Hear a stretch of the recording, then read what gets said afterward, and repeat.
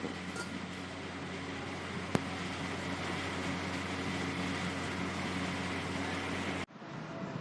students, welcome to my new video for class 9.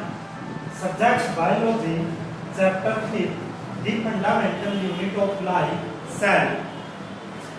Today our topic is mitochondria. जैसा कि हमने cell के बारे में इस चैप्टर में पढ़ा है, फिर सेल के पार्ट के बारे में हमने पढ़ा है। लास्ट वीडियो में हमने गोल्जी बॉडी और लाइसोसोम के बारे में पढ़ा। जैसा कि हम यहाँ पर एक सेल को ड्रॉ करते हैं, दैट इज सेल। हम यहाँ पर इसकी न्यूक्लियस ड्रॉ करते हैं, तो सेल के अंदर ऐसे छोटे छोटे कुछ ऑर्गेनेल्स पाए जाते हैं जिनको माइटोकॉन्ड्रिया बोलते हैं। अगर हम माइटोकॉन्ड्रिया की डायग्राम को डबल या बड़ा करके ड्रॉ करें,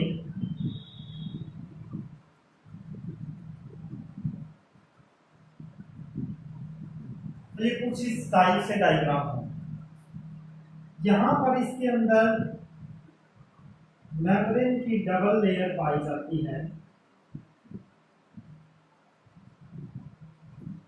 जो ये डबल लेयर की मेम्ब्रेन होती है, यानी कि इसके ऊपर ये जो है कवर, ये डबल है, यानी ये माइटोकॉन्ड्रिया हो गया। माइटोकॉन्ड्रिया के अंदर जो ऊपर कवचा चढ़ी होती है, मेम्ब्रेन चढ़ी होती है, वो डबल होती है। अगर हम इसको डिफाइन करें कि माइटोकॉन्ड्रिया क्या है, माइटोकॉन्ड्रिया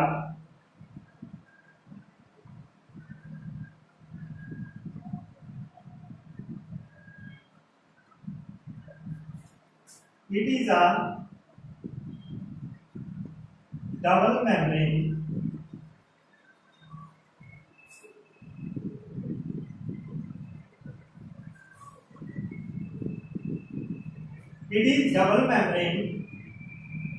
cell organelle। ये डबल मेम्ब्रेन वाला एक सेल ऑर्गेनेल्स होता है। It is double membrane cell organelle which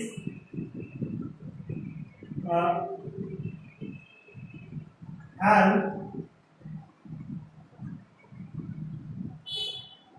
to generate energy in cell। ये सेल के अंदर एनर्जी को जनरेट करने में सहायता करता है। ये क्या हो गया? It is double membrane cell organelles. ये सेल के अंदर पाया जाने वाला एक ऐसा ऑर्गेन है जिसकी डबल मेम्ब्रेन होती है, इसके ऊपर डबल छिलका चढ़ा होता है, और ये क्या करता है? सेल के अंदर एनर्जी को पैदा करने का काम करता है। कैसे? जैसे भोजन डाइजेस्ट होने के बाद सेल में जाता है, तो ये सेल के अंदर गए भोजन को जलाने का काम करता है। जिस प्रकार घर के अंदर हम बर्नर यूज करते हैं, स्टोव यूज करते हैं, और वहां पर एनर्जी पैदा होती है ईंधन के जलने से। जैसे हम एलपीजी सिलेंडर यूज करते हैं और चूल्हे के अंदर गैस जलती है और वहां पर एनर्जी पैदा होती है, ऐसे ही सेल के अंदर भोजन के पार्टिकल्स बर्न होंगे और उनके जलने से जो एनर्जी मिलेगी वो किसके अंदर कैरी आउट करवाई जाती है? माइटोकॉन्ड्रिया। तो ये क्या हो गया? ये एनर्जी पैदा करने वाला ऑर्गेन हो गया। लोकेशन कहां पाया जाता है? ये inside cell in cytoplasm. Cell के अंदर पाया जाता है। कहां पर? सेल के अंदर बैठा होता है, साइटोप्लाज्म के अंदर, सेल के लिक्विड के अंदर बैठा होता है। फिर इसके बाद आएगा कैरेक्टरिस्टिक्स।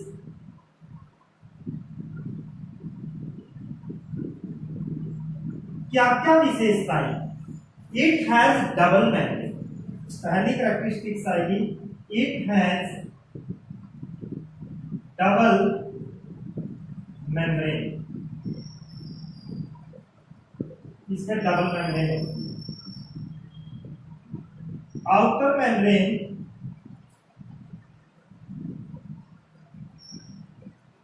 Is course. कोर्स होता है छेद युक्त। इसके बाहर वाली जो मेम्ब्रेन होती है वो छेद युक्त होती है, जाली युक्त होती है। जैसे हम खिड़की के ऊपर क्या लगा कर रखते हैं, जालियां, मैसेज। तो ऊपर वाली जो कब्जा होती है वो क्या होती है, ऐसे कोर्स होती है, छेद युक्त होती है। लेकिन जो इनर मेम्ब्रेन होती है, अंदर की मेम्ब्रेन, इनर मेम्ब्रेन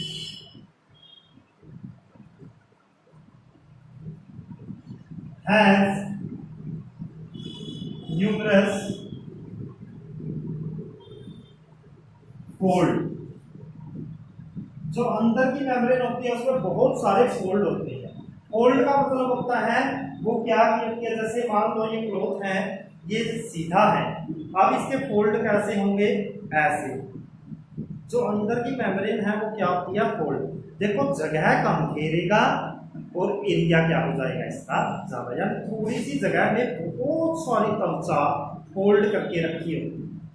लेकिन इसका फायदा क्या होता है, इतनी कब्जा को फोल्ड करने का फायदा क्या है, इट प्रोवाइड, इससे ना जगह मिल जाती है, large area to carry out energy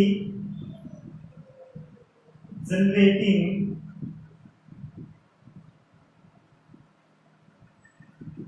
chemical reactions. ये क्या करता है, ये जो फोल्ड करके रखी होती है, जो इसकी त्वचा फोल्ड करके रखी होती है, वो बहुत ज्यादा क्या प्रोवाइड करती है, एरिया प्रोवाइड करती है, ताकि वहां पर बहुत ज्यादा मात्रा में रिएक्शन हो सके और उनसे बहुत ज्यादा मात्रा में एनर्जी रिलीज हो। यानी कि अगर हम माइटोकॉन्ड्रिया के इस टॉपिक को थोड़ा सा रिवाइज करें, माइटोकॉन्ड्रिया कहाँ क्या होता है, माइटोकॉन्ड्रिया क्या होता है, एक सेल के अंदर पाया जाने वाला सेल ऑर्गेनिज्म। यानी इसको डिफाइन कैसे करेंगे, it is a double membrane. Double membrane का मतलब है दो त्वचा चढ़ा हुआ cell organism which help to generate energy in cell. ये सेल के अंदर एनर्जी को बनाने में सहायता करता है। क्या करता है, ये सेल के अंदर एनर्जी को पैदा करने में हमारी सहायता करता है। लोकेशन कहां पर पाया जाता है, अब ये सेल ऑर्गेनिल्स है तो सेल के अंदर ही पाया जाएगा, प्लाज्मा मेम्ब्रेन के अंदर। तो हम लिखेंगे it is found in cell, inside cell membrane.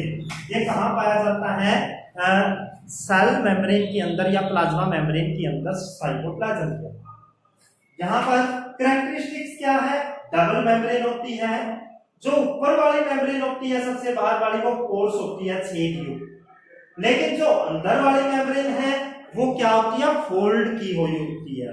Fold का मतलब होता है ऐसे, फोल्ड के कारण क्या हो जाता है, इसका एरिया बढ़ जाता है। देखो जैसे ये कपड़ा है, अब ये कपड़े की लेंथ क्या है, इतनी है, अगर हम इसको फोल्ड करके रखेंगे तो ये थोड़ी सी जगह के अंदर ही सारा कपड़ा क्या हो जाएगा, एडजस्ट हो जाएगा। यानी छोटी सी जगह में ही बहुत ज्यादा एरिया कवर कर लेता है।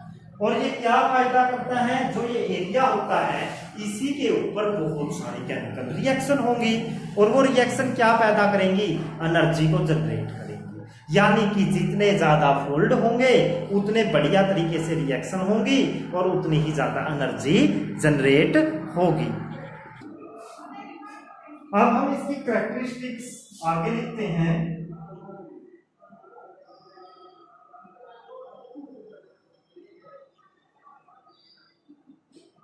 फोर्थ कैरेक्टरिस्टिक्स डिस्कस करेंगे। इसका अपना खुद का डीएनए होता है। अगर इसका खुद का डीएनए है तो ये क्या कर सकता है, डीएनए होता है और राइबोसोम होते हैं, ये खुद का प्रोटीन बना सकता है। यानी हम लिखेंगे it has oven DNA. DNA एक विशेष प्रकार के मॉलिक्यूल होते हैं जो प्रोटीन से बने होते हैं। एंड राइबोसोम, राइबोसोम क्या होते हैं, राइबोसोम छोटे छोटे ऐसे पार्टिकल्स हैं जो प्रोटीन पैदा करते हैं। So it can generate its own protein. अगर पेपर में क्वेश्चन आता है why mitochondria can form its protein, तो हम लिखेंगे because it has our DNA and ribosome, क्योंकि इसके खुद के डीएनए और राइबोसोम होते हैं, इसलिए ये क्या कर सकता है इसलिए ये अपनी एनर्जी को प्रोटीन को पैदा कर सकता है, क्योंकि इसके खुद के क्या होते हैं डीएनए। अगर हम डीएनए की फुल फॉर्म लिखें, मैं यहां पर बता देता हूं आपको, ये होती है D oxy ribo nucleic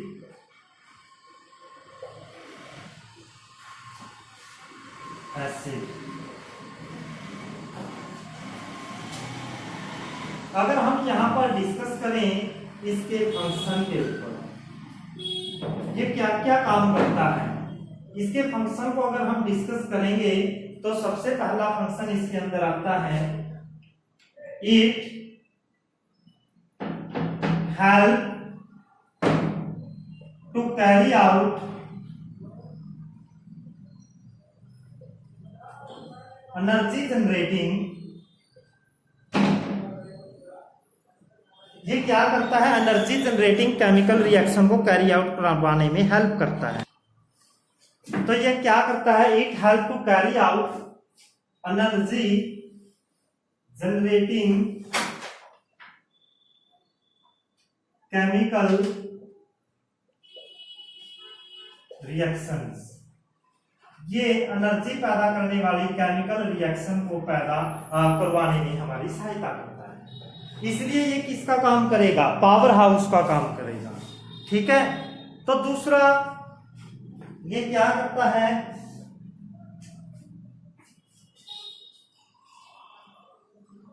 it help to produce, ये एनर्जी को पैदा करता है, एनर्जी करेंसी। जैसे हमारे पास पैसा होता है, हम पैसे को बोलते हैं करेंसी, ऐसे एनर्जी भी एक फॉर्म में पैदा होती है, उसे बोलते हैं energy currency. It help to produce energy currency, ये एनर्जी की करेंसी को पैदा करने में सहायता करता है, क्योंकि इसमें बहुत सारी रिएक्शन होती हैं। और एनर्जी करेंसी का नाम क्या है, एटीपी। ये हमारे शरीर में पैदा होने वाली एनर्जी है। एटीपी की फुल फॉर्म क्या होगी, एडिनोसाइन ट्राई फॉस्फेट।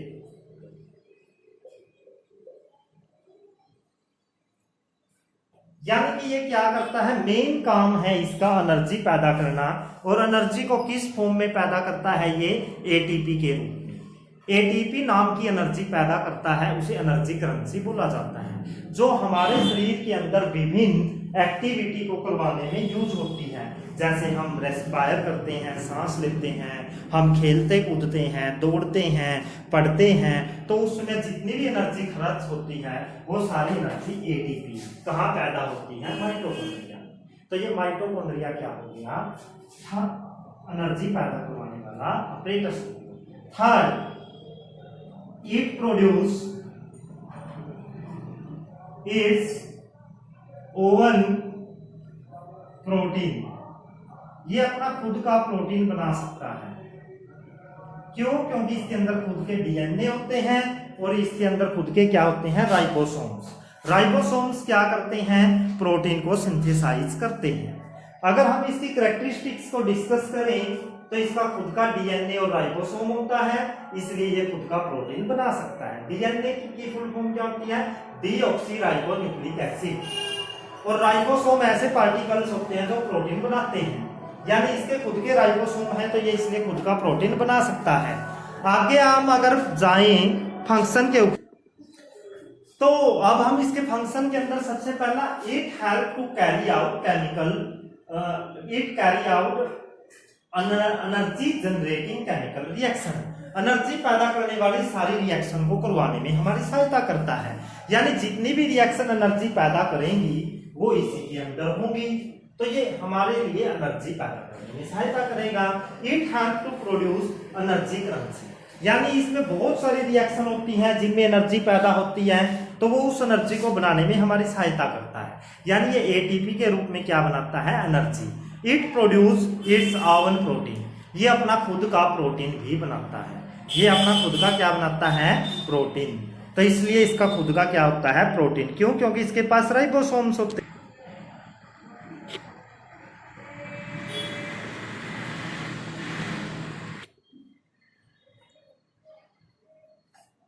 एग्जाम में कई बार माइटोकॉन्ड्रिया से रिलेटेड एक क्वेश्चन आ जाता है, व्हाई माइटोकॉन्ड्रिया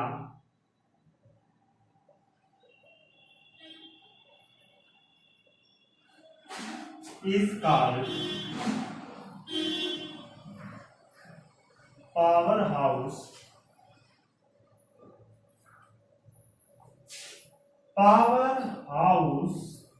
ऑफ सेल। सबसे पहले इस क्वेश्चन का मीनिंग समझ आना चाहिए कि हम माइटोकॉन्ड्रिया को पावर हाउस क्यों कहते हैं, सेल का। सेल का पावर हाउस क्यों कहा जाता है, क्योंकि यह क्या करता है, पावर पैदा करता है। Power mean energy. इसका आंसर लिखेंगे because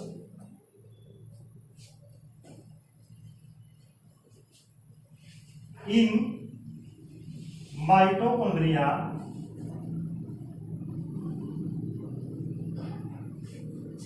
a lot of energy generating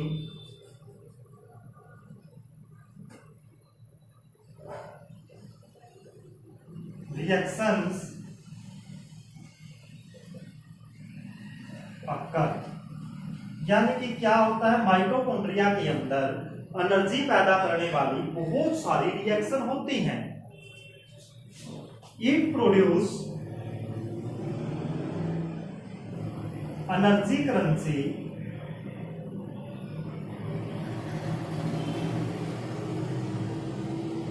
ATP.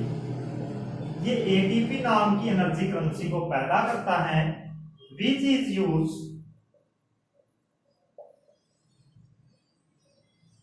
In daily life activities.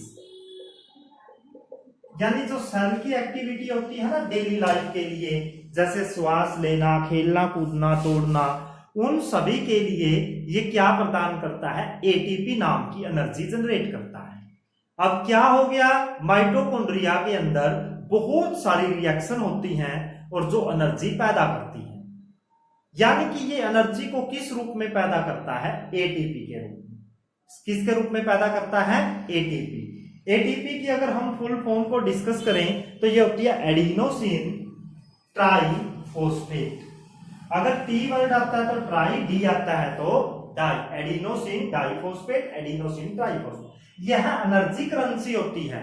Energy currency का मीनिंग होता है एनर्जी की बैंक, यानी एनर्जी है जिसको हम यूज कर सकते हैं डेली लाइफ एक्टिविटीज में। So mitochondria is called power house of cell. तो माइटोकॉन्ड्रिया को क्या बोलेंगे, पावर हाउस ऑफ सेल। तो माइटोकॉन्ड्रिया को पावर हाउस एनर्जी पैदा करने के कारण कहा जाता है। यह एनर्जी को पैदा करवाता है, और एनर्जी को किस रूप में पैदा करवाता है, एटीपी के रूप में। अब एग्जाम के अंदर अगर पूछा जाए name the organelle which have it's oven DNA, तो उसके अंदर हम माइटोकॉन्ड्रिया का नाम डिस्कस कर सकते हैं। ऐसा कौन सा सेल ऑर्गेनेल्स है जिसका खुद का डीएनए और राइबोसोम होता है, तो वो कौन है, माइटोकॉन्ड्रिया। माइटोकॉन्ड्रिया का खुद का क्या होता है, डीएनए एंड राइबोसोम। इसलिए ये खुद का क्या बना सकता है, प्रोटीन बना सकता है। तो माइटोकॉन्ड्रिया के बारे में ये हमारी वीडियो थी। इस वीडियो के अंदर हमने बहुत सारे पॉइंट को डिस्कस किया है। माइटोकॉन्ड्रिया के स्ट्रक्चर को डिस्कस किया है, इसके फंक्शन को, इसकी लोकेशन कहाँ पर होती है, कहाँ प्रेजेंट होता है और यह क्या काम आता है।